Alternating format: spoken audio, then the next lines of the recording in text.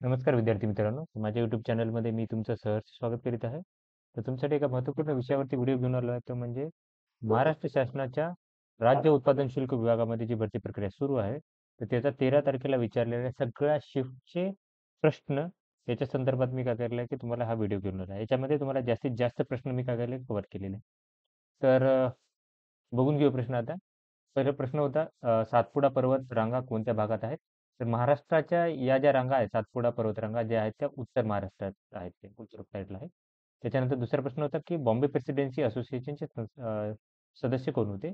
तर बघा, बॉम्बे प्रेसिडेन्सी असोसिएशनची स्थापना करते वेळेस फिरोजशाह मेहता, पटी तेलंग, त्याच्यानंतर बदरुद्दीन तय्यबजी यांनी केली होती. त्याची स्थापना जी करण्यात आली होती 1885 मध्ये. याच्यापैकी कुठलाच एक ऑप्शन असेल ते के.टी. तेलंग ऍक्च्युली हे. तर हे करेक्ट आन्सर असणार आहे ते. पुढचा प्रश्न होता की हिमालय पर्वतरांगा ज्या आहेत ते कोणत्या दिशेला पसरलेल्या आहेत? तर बघा, हिमालय रांगा ज्या आहेत त्या बघितले तर 5 उपकेंद्रामध्ये विभागलेले आहे. पहिले तर आहे ते काश्मीर हिमालय, ज्याच्यामध्ये भारत आणि पाकिस्तान साईडला जो आहे तो. त्याच्यानंतर हिमालय प्रदेश, हिमालय भारतमध्ये. त्याच्यानंतर कुमाऊ हिमालय जो आहे तो भारत आणि चीनमध्ये. मध्य जो आहे तो नेपाळ हिमालयमध्ये येतो, नेपाळमध्ये. त्याच्यानंतर मध्य जो भाग आहे तो. त्याच्यानंतर आणि जो आसाम साईडला जो पूर्व हिमालय आहे तो आसाम राज्य आणि अरुणाचल प्रदेश, त्याच्यामध्ये भारत आणि भूटानच्या काही भागामध्ये आहे. तर ह्या 5 क्षेत्रामध्ये हा काय केलं की विभागलेला आहे पूर्ण जो आहे तो हा काय म्हणतात ते हिमालय पर्वतरांगा जी आहे ती complete Himalaya ranges mountain ranges आहे ती पसरलेली आहे. तर त्याच्यामध्ये जर बघितलं तर एक्झॅक्ट उत्तर याचं सांगितलं तर उत्तर साईडला असणार आहे त्या. त्याच्यानंतर पुढचा प्रश्न होता की काळाराम मंदिर प्रवेशावेळी डॉक्टर बाबासाहेब आंबेडकर यांच्यासोबत कोण होते? तर त्यांच्यासोबत होते दादासाहेब गायकवाड, हे त्यांच्यासोबत होते. त्यानंतर पुढचा प्रश्न, होम रूल लीगची स्थापना कोणी केली? तर बघा, होम रूल लीगची स्थापना अॅनी बेझंटने केली होती. तर ह्यावेळेस जर 2 होम रूल सुरू झाल्या होत्या. पहिल्या टिळकांनी जी की एप्रिल 1916 मध्ये बेळगाव इथे इंडियन होम रूलची सुरू केली होती. त्याच्यानंतर अॅनी बेझंटने काय केलं होतं 1916 मध्ये जर बघितले तर होम रूल सुरू केली होती. तर भारतात दोघांचा उद्देश काय होतं की सेमच होतं. दोघांचा उद्देश सेमच होतं. त्याच्यानंतर 2000 पुढचा प्रश्न आहे की 2001 मध्ये अनुसूचित जाती सर्वात जास्त कुठे होता? हे 2011 आहे. तर जर बघितलं तर 2011 नुसार जर बघितलं तर सगळ्यात जास्त जी आहे ती टोटल अनुसूचित जातीच्या आहे ते 16.66% होत्या एकूण लोकसंख्येच्या. 16.66 कोटी होत्या आणि एकूण लोकसंख्येच्या 16.23 कोटी होत्या. टक्केवारीनुसार जर बघितलं तर पंजाबची लोकसंख्या सगळ्यात जास्त होती आणि एकूण लोकसंख्येनुसार जर पाहिलं तर उत्तर प्रदेशची लोकसंख्या ही सगळ्यात जास्त होती. त्याच्यानंतर पुढचा प्रश्न आहे, हेमिस राष्ट्रीय उद्यान कोणत्या राज्यात आहे? तर हेमिस नॅशनल पार्क हे आहे जे आहे ते लडाखमध्ये येतं, जे की युनियन टेरिटरी आहे. तिथे येते. त्याच्यानंतर पुढचं जर हे जर बघितलं आपण, तर भारतातील एक हे जे आहे ते सगळ्यात उंच याच्यातलं एक नॅशनल पार्क येते सगळ्यात उंचीवर असणारं. आणि हे जे आहे ते स्नो लेपर्डसाठी काय करेल की पूर्ण विश्वात प्रसिद्ध असलेलं हे पार्क आहे, हेमिस नॅशनल पार्क. त्याच्यानंतर पुढचा प्रश्न आहे, भारतात एकूण किती लोकसभा मतदारसंघ आहेत? तर पूर्ण भारतामध्ये 543 एवढे काय की लोकसभा मतदारसंघ आहेत. त्याच्यानंतर भारत सेवक संघाचे संस्थापक अध्यक्ष कोण होते? तर ते होते गोपाळकृष्ण गोखले होते. त्याच्यानंतर पुढचा प्रश्न होता की भारताच्या राष्ट्रपतीच्या महाविभागासंदर्भात कलम कोणते आहे? ते आहे कलम 61 आहे. आता हे जे आहेत राष्ट्रपतीचा महाभियोग जो आहे, तो आपण काय केला की अमेरिकेच्या राज्यघटनेमधून घेतलेला आहे. त्याच्यानंतर देशातील एकूण कापूस उत्पादनामध्ये महाराष्ट्राचा कितवा नंबर लागतो? तो लागतो 3रा नंबर लागतो महाराष्ट्राचा एकूण कापूस उत्पादनामध्ये. त्याच्यानंतर 2011च्या जनगणनेनुसार साक्षरतेमध्ये सगळ्यात शेवटून दुसरं राज्य कोणतं होतं?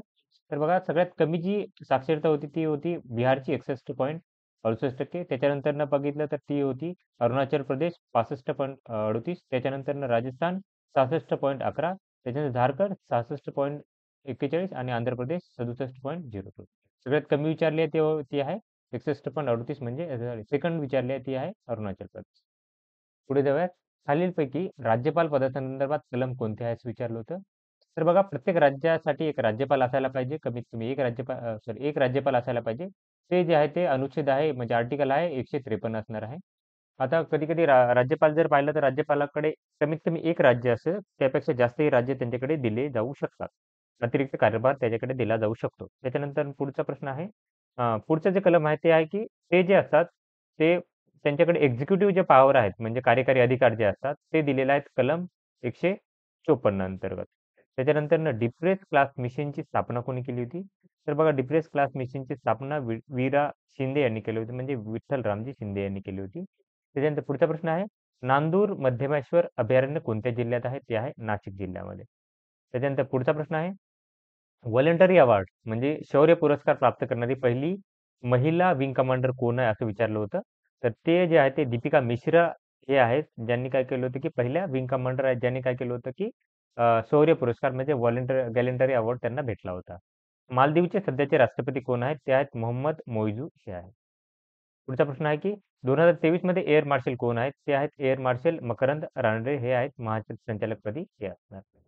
त्याच्यानंतर G20 परिषद कोणत्या देशात संपन्न झाली? ही झाली होती भारतामध्ये, आता सध्याची 2023 ची ही भारतामध्ये झाली. ह्याच्या पुढची जे होणार आहे ती ब्राझीलमध्ये होणार. त्याच्यानंतर 100 पेक्षा कमी लोकसंख्या पेक्षा कमी घनता असलेला जिल्हा कोणता आहे? तर तो आहे गडचिरोली हा जिल्हा आहे. त्याच्यानंतर पुढचा प्रश्न आहे, खानदेशमध्ये कोणत्या नदीचे खोरे आहे? तर खानदेशमध्ये जर बघितलं तर हे तापी नदीचे खोरे आहेत. त्याच्यानंतर पुढचा प्रश्न आहे की नाशिक जिल्ह्याला किती जिल्हा सीमा आहेत? तर 6 जिल्ह्याला लागून नाशिकच्या सीमा आहेत त्या. त्याच्यानंतर पुढचा प्रश्न आहे की 1000 पेक्षा जास्त लोकसंख्याची घनता असलेले राज्य कोणते आहे? तर ते आहे पश्चिम बंगाल हे आहे, जे की 1000 पेक्षा जास्त लोकसंख्या घनता असलेले राज्य आहे. त्याच्यानंतर पुढचा प्रश्न की समृद्धी महामार्गाची लांबी किती आहे? तर ती आहे 701 ही आहे समृद्धी महामार्गाची लांबी असणार आहे. नागपूर मुंबईला कनेक्ट करतो हा समृद्धी महामार्ग. पुढचा प्रश्न आहे, मूलभूत हक्क संविधानाच्या कोणत्या भागात आहेत? तर मूलभूत हक्क जे आहेत ते संविधानाच्या 3ऱ्या भागात आहेत, जे की कलम 12 ते 35 मध्ये दिलेले आहेत. आता त्याच्यामध्ये कोणकोणते 7 हे येतात ते सांगेल मी. कायद्यासमोर समानता, वंश, धर्म, वंश, जात, लिंग किंवा जन्मस्थान यावरनं काय केली भेदभाव करण्यास मनाई. त्याच्यानंतर रोजगारबाबत संधीची समानता यासह जे अधिकार आहेत ते टोटल 7 फंडामेंटल राईट्स आहेत त्या. पुढचा प्रश्न आहे, कृष्णा नदीच्या उपनद्या कोणत्या आहेत? तर बघा कृष्णा नदीच्या उपनद्या आहेत त्या आहेत घटप्रभा, मलप्रभा, भीम, तुंगभद्रा आणि मूशी या नद्या आहेत त्या उपनद्या आहेत. त्याच्यानंतर पुढचा प्रश्न आहे, लोकमान्य टिळक यांचे केसरी हे वृत्तपत्र कोणत्या भाषेत होते? ते होते मराठीमध्ये. आता अजून एक वृत्तपत्र होते ते मराठी होते, ते इंग्लिशमध्ये लिहिलं जायचं. त्याच्यानंतर रत्नागिरीच्या किनारपट्टीवर कोणते खनिज मिळते? तर रत्नागिरीमध्ये जर बघितलं तर जांभा खडक मिळतो, ज्याला चिराही म्हणतात. ते जे आहे तर त्याच्या पासून बनतं बॉक्साईट, आणि बॉक्साईट पासून आपण ॲल्युमिनियम बनवतो. ॲल्युमिनियम मिळतं ॲक्चुअली. त्याच्यानंतर पुढचा प्रश्न आहे की भारतात किती राष्ट्रीय सागरी उद्यान आहेत? तर भारतात 6 राष्ट्रीय सागरी उद्यान आहेत. त्याच्यानंतर पुढचा प्रश्न आहे की अक्षय या शब्दाचा अर्थ काय? अक्षय म्हणजे न संपणारा असा जो असतो तो अक्षय असतो, जो कधीही संपणार नाही असा अक्षय आहे. त्याच्यानंतर पुढचा प्रश्न आहे, भुंगा या शब्दाचा समानार्थी शब्द कोणता आहे?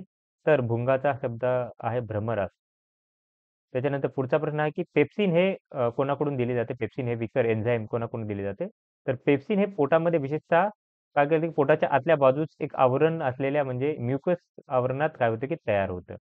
त्याच्यानंतर अतिथीचा शुद्ध शब्द विचारला होता, तर हा जो शब्द आहे अतिथी हा शुद्ध शब्द लिहिलेला आहे मी. त्याच्यानंतर पुढचा प्रश्न आहे, 37व्या राष्ट्रीय स्पर्धेत नवीन खेळ कोणता होता असं विचारलं होतं.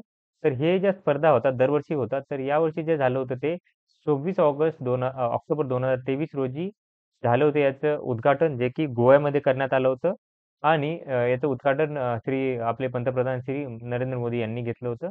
त्याच्यामध्ये वेगवेगळे प्रकारचे खेळ खेळण्यात आले होते. त्याच्यानंतर पुढचा प्रश्न आहे की तेलंगणा आणि महाराष्ट्र सीमेवरती कोणती नदी आहे? तर बघा, तेलंगणा आणि महाराष्ट्र सीमेत जर पाहिलं तर ते आहे ते 2 नद्या आहेत. त्या आहेत ते गोदावरी आणि मांजरा नदी आहेत. तर अशा प्रकारे काय केलं, की मी तुम्हाला 50 पेक्षा जास्त प्रश्न जे विचारले होते 13 जानेवारी 2023च्या शिफ्टमध्ये ते तुम्हाला दिलेले आहेत. तर अशाच महत्त्वपूर्ण अपडेट्ससाठी माझ्या चॅनलला सबस्क्राईब करा, व्हिडिओला लाईक करा आणि इन्फॉर्मेशन मित्रांसोबत शेअर करा. धन्यवाद.